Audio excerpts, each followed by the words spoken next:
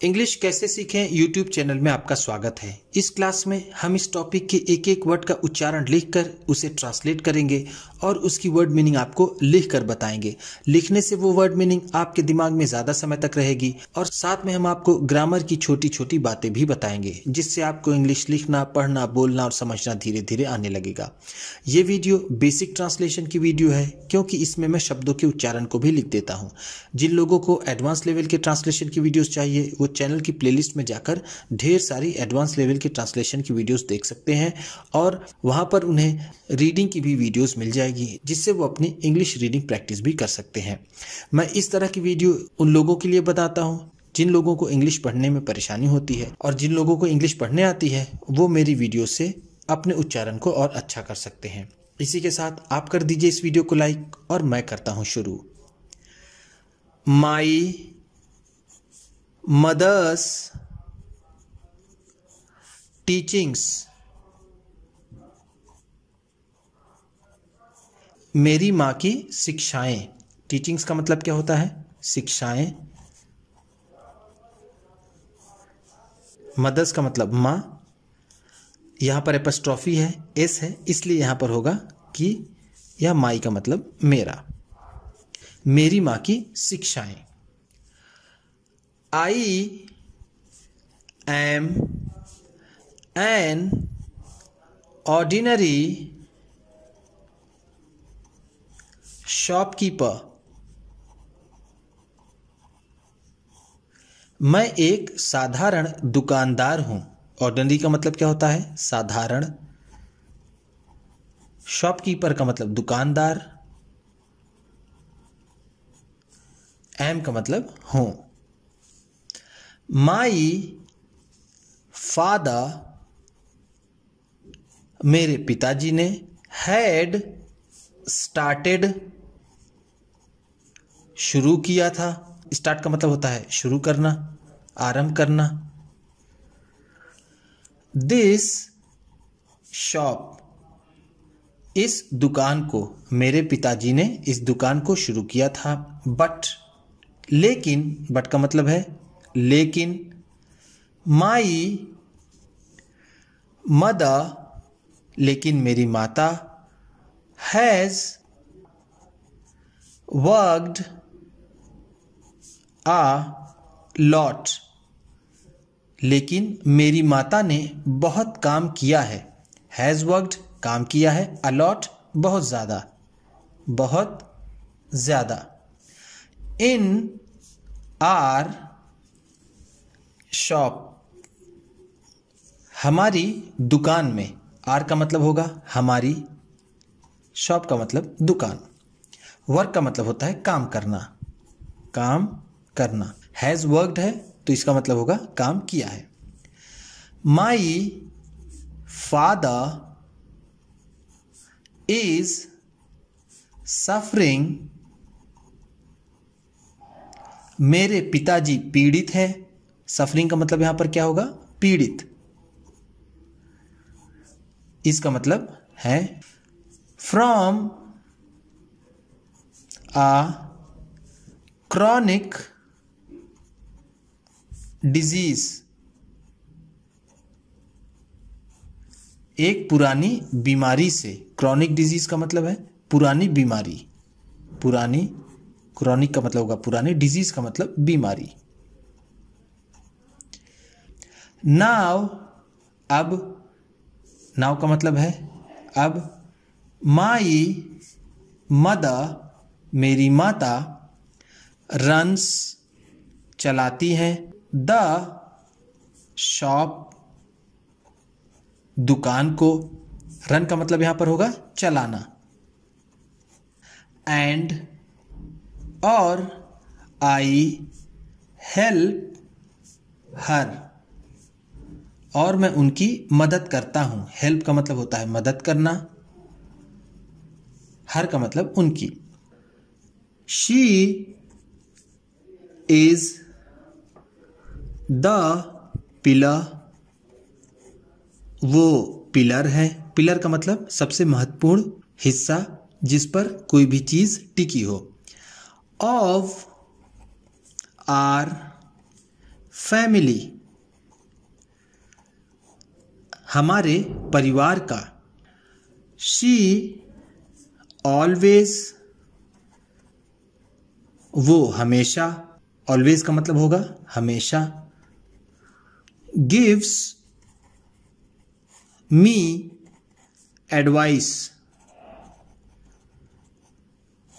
मुझे सलाह देती है। गिव का मतलब होता है देना, मी का मतलब मुझे, एडवाइस का मतलब होता है सलाह।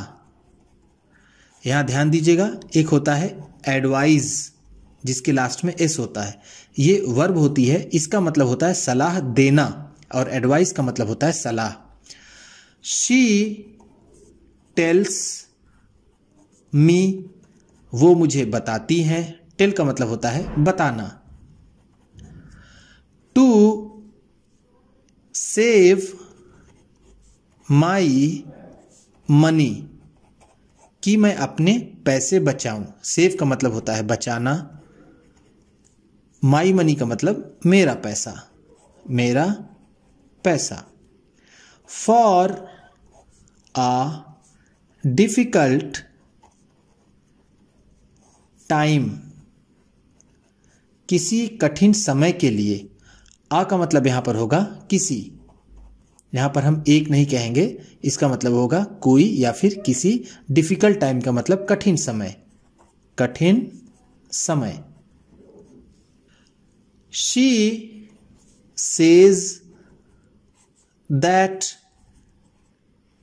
वो कहती है कि। से का मतलब होता है कहना, दैट का मतलब कि वो कहती है कि।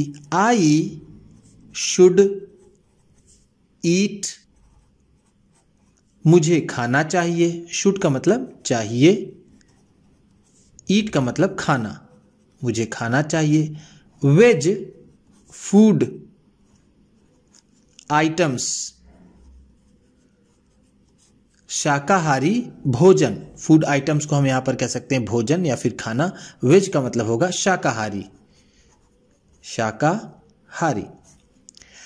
इफ आई वॉन्ट, अगर मैं चाहता हूं। वॉन्ट का मतलब होता है चाहना, इफ का मतलब अगर, अगर मैं चाहता हूं। टू बी स्ट्रॉन्ग, ताकतवर होना। स्ट्रॉन्ग का मतलब होता है ताकतवर, और बी का मतलब होना। एंड और फ्री फ्रॉम इलनेस,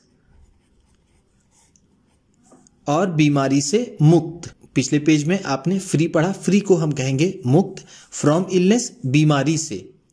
इलनेस का मतलब होता है बीमारी। अभी आपने एक डिजीज पढ़ा और ये है इलनेस, दोनों का मतलब एक होता है। शी सेज दैट, वो कहती है कि। You reap what you sow, तुम वही काटोगे जो तुम बोगे। रीप का मतलब होता है काटना, ऐसे फसल के काटने को रीप कहते हैं। वॉट का मतलब यहां होगा जो, और सो का मतलब होगा बोना। जो तुम बोगे वही काटोगे। I didn't understand,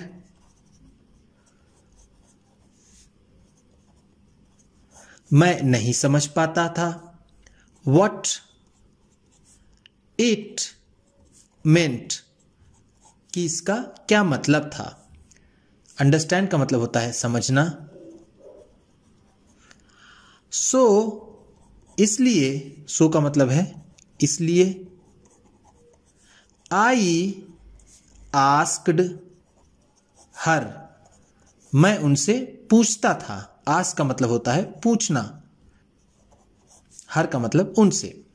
she said that, उन्होंने कहा कि। इफ यू आर गुड, अगर तुम अच्छे हो। गुड का मतलब है अच्छा। टू पीपल, लोगों से, पीपल का मतलब है लोग, अगर तुम लोगों से अच्छे हो, इसका मतलब हुआ कि अगर आप लोगों से अच्छा व्यवहार करते हो। दे विल बी गुड, वो भी अच्छे होंगे। टू यू, तुम्हारे लिए, अगर तुम लोगों से अच्छा व्यवहार करोगे तो वो भी तुमसे अच्छा व्यवहार करेंगे। दे का मतलब यहां पर क्या होगा? वे किसके लिए? यहां पर पीपल के लिए, लोगों के लिए।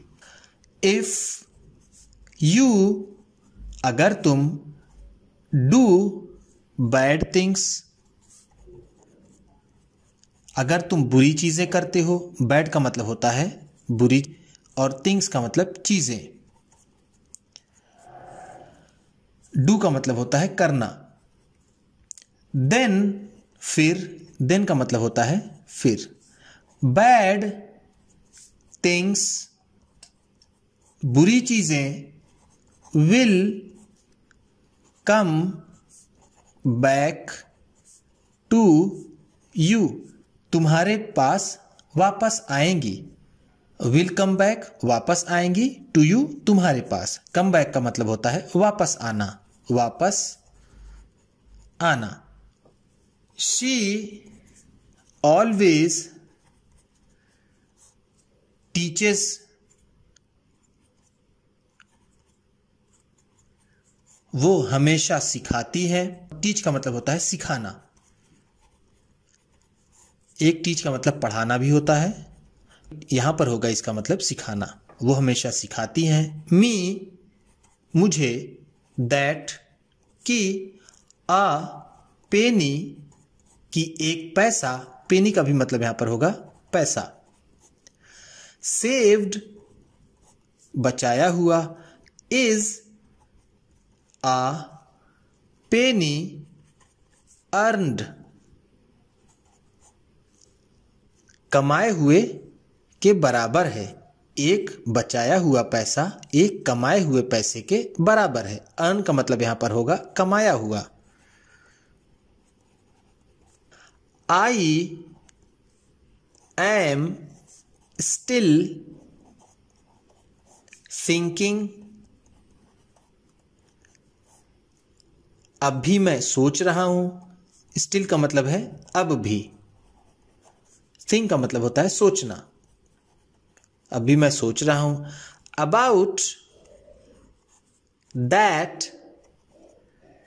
वन, उस वाले के बारे में। अबाउट का मतलब है के बारे में। दैट वन, उस वाले के। यहां पर वन का मतलब होगा वाला। किसके बारे में? ये जो उसकी माता कहती हैं कि a penny saved is a penny earn, इसके बारे में। Some of these things, इनमें से कुछ चीजें, are difficult, कठिन है। difficult का मतलब कठिन है। to understand,